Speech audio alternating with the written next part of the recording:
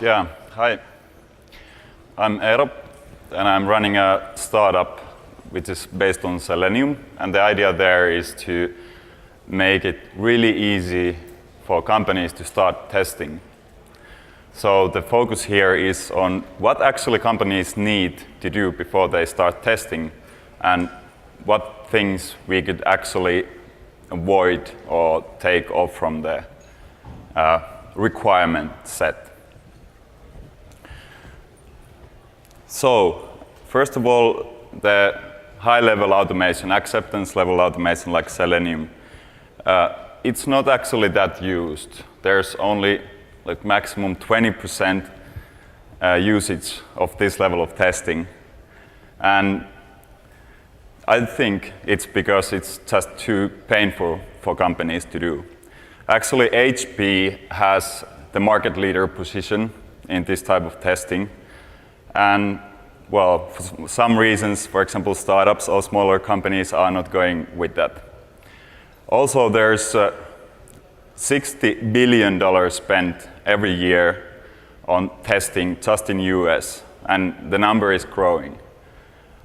Also, another 60 billion is used for fixing bugs that are already released.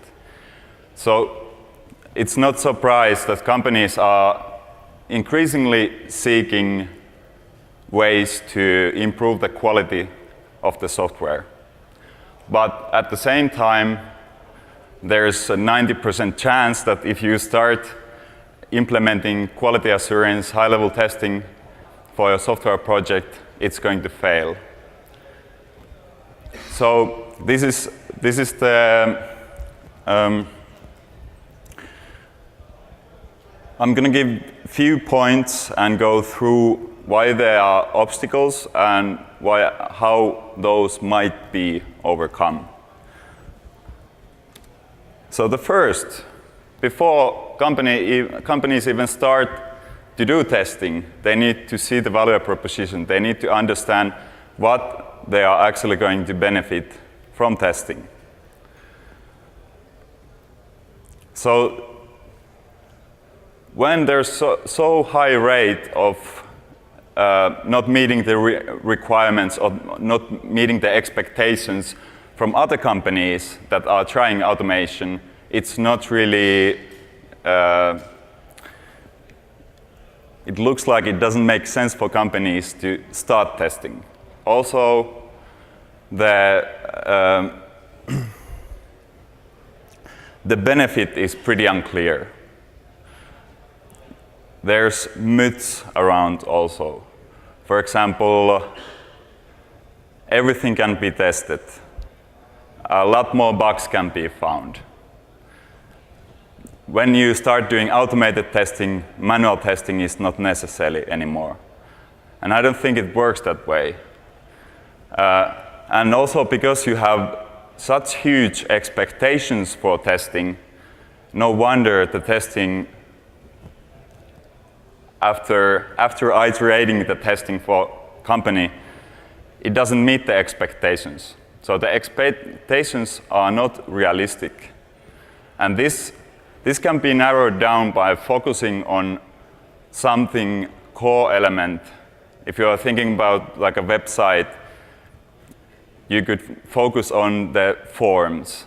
Okay, now I'm going to do testing to have the login form working, or the purchase form. So you should start from not that devastating amount of everything is going to be tested, but rather start with maybe 5 tests, 10 tests, have the iteration cycle pretty short so you can actually see the benefits and the outcome of testing before you set the expectations too high and end up losing a lot of efforts.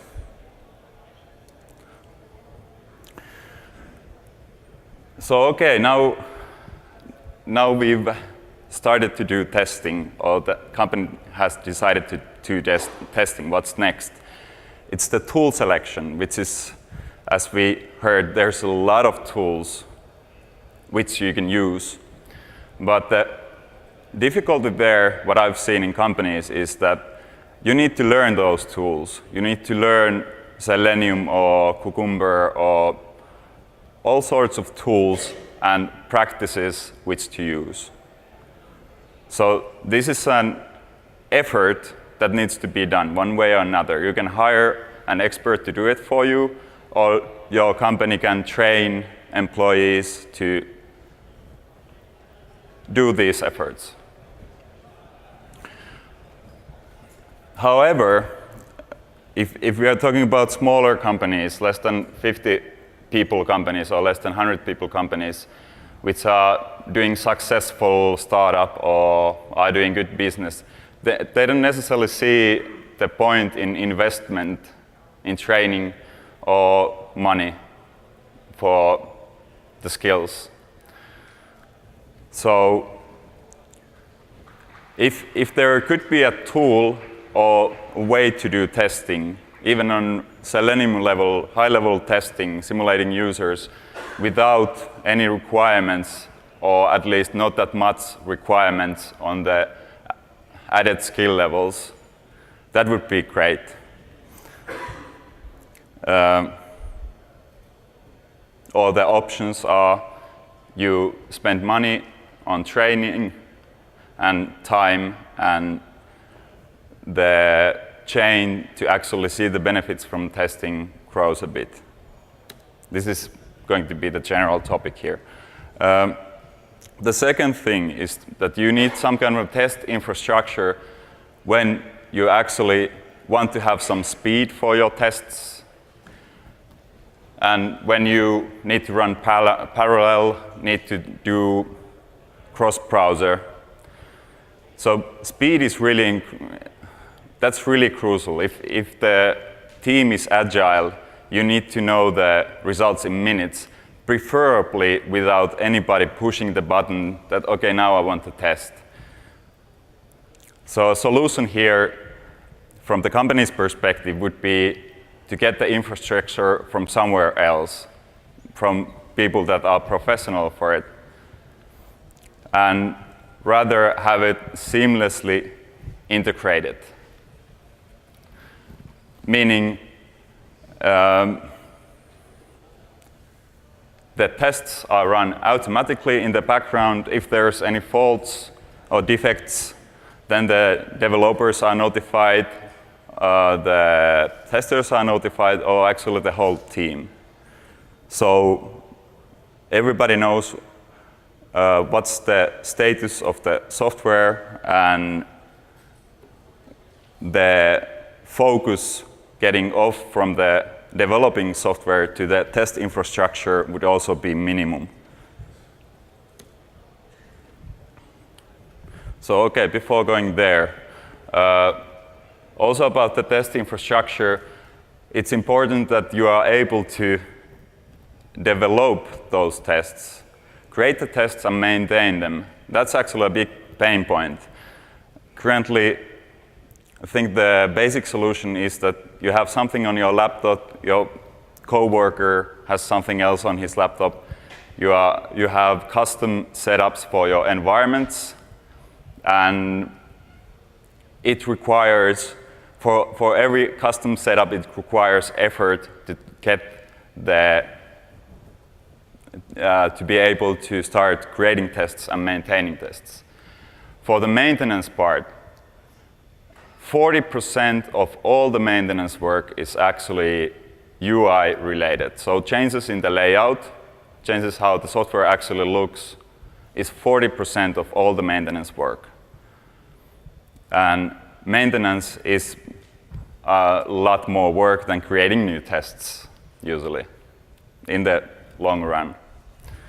So the solution here would be a tool that you wouldn't need to install, for example, a SaaS service that would not only help you create the tests, but also help you maintain them effectively. I think the UI changes can be solved, can be maintained easily if you have the right script architecture, which is also another question when you are thinking about testing. And you have the right tools where you can actually point and click the new layout to the tests. So a SaaS service that would basically give you the tools that would more or less enforce the best practices for the script architecture and also give you the best tools to maintain your code is needed, or at least proposed here. So, okay, we have tools, we have infrastructure, we have the know-how, but what do we test? What is the server running the instance of the tested software? That can be a problem. I've seen companies that basically they are releasing their software constantly, but they don't have time to have even the staging where they put everything together and would have a good part to actually test the whole setup.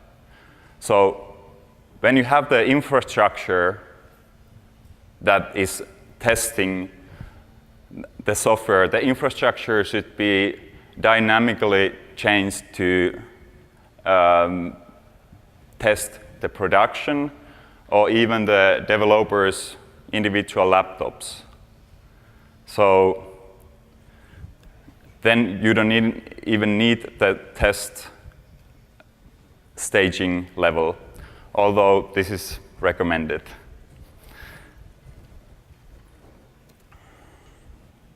So there's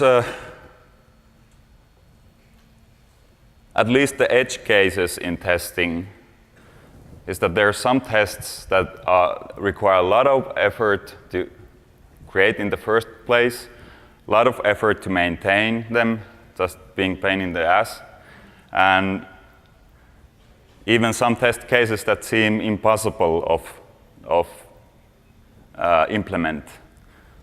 So after spending a couple of days on some fancy drag and drop or some stuff that just seems really nice point of testing, but the testing just doesn't bend to it.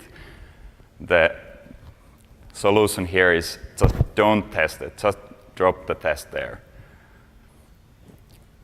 And it's, if you think about the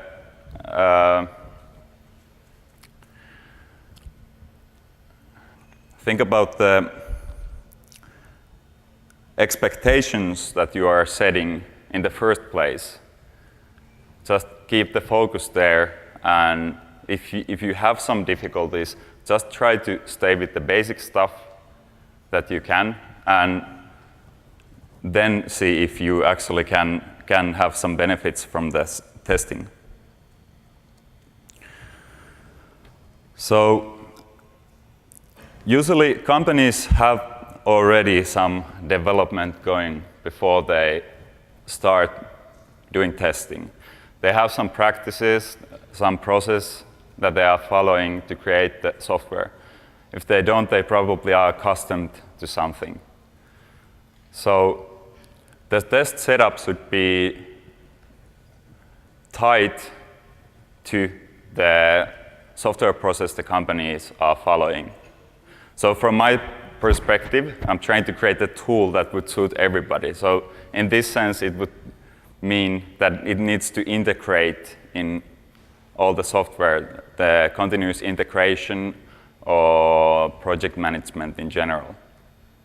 Or if you want to do it the hard way, you can try to enforce a new test-based process.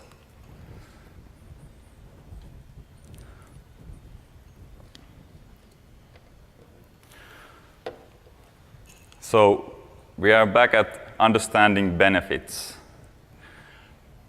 So after you have iterated through and you are done with the whole testing procedure, you have your first release, then you start evaluating, did this work? Did we meet the expectations?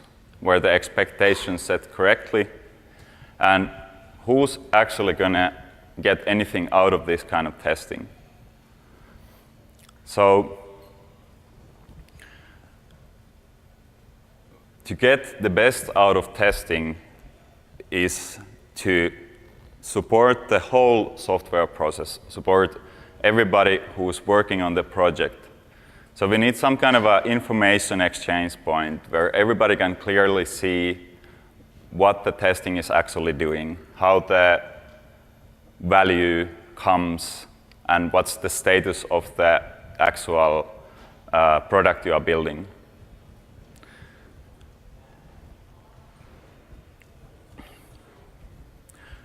So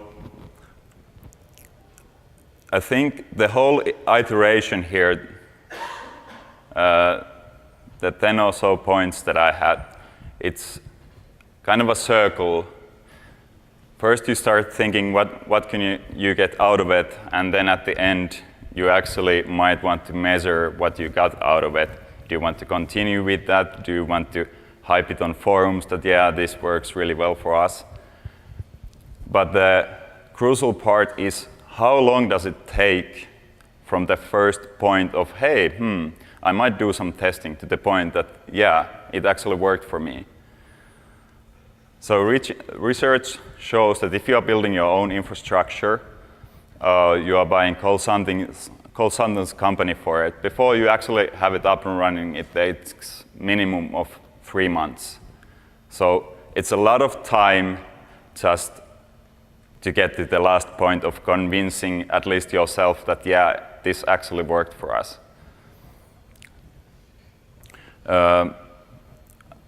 All the steps that you need to do before you understand that are in the way of actually demonstrating how useful the testing is. So wrapping it all together,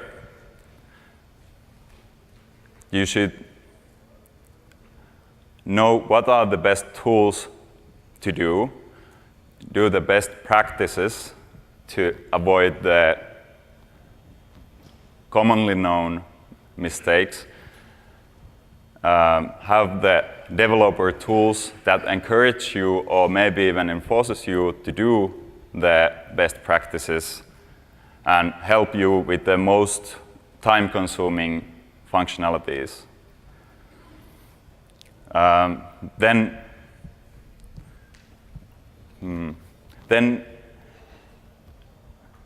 there's still gaps if you think about the whole process and all the tools you need for that. You need to know also the overall process, the tools that fit in the right places. So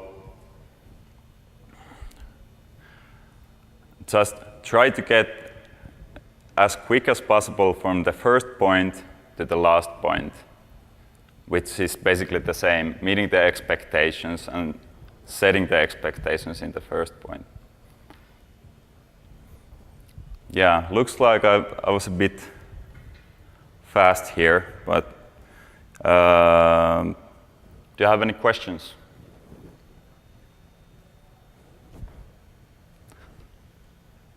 Yeah. So what size of a team are you talking about when you go into a new company? Is it just yourself, or do you have a team of people that bring the automation up? Okay, so the question was what size of team I'm talking when introducing testing.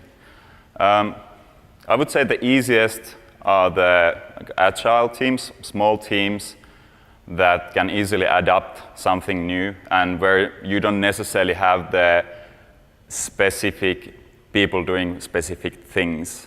For example, teams that have developers that are actually testers at the same time. But generally speaking, all size of companies face the same problem. If you think about enterprise level companies, they have departments for testing, or at least testing teams, developing teams. I think the same facts and same difficulties are found in all of the team sizes. So how do you share the information between everybody, and how easy are the tools to use?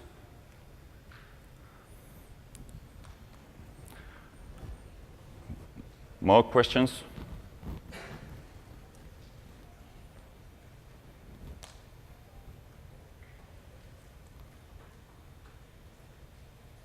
Okay, guess I'm done. Thank you.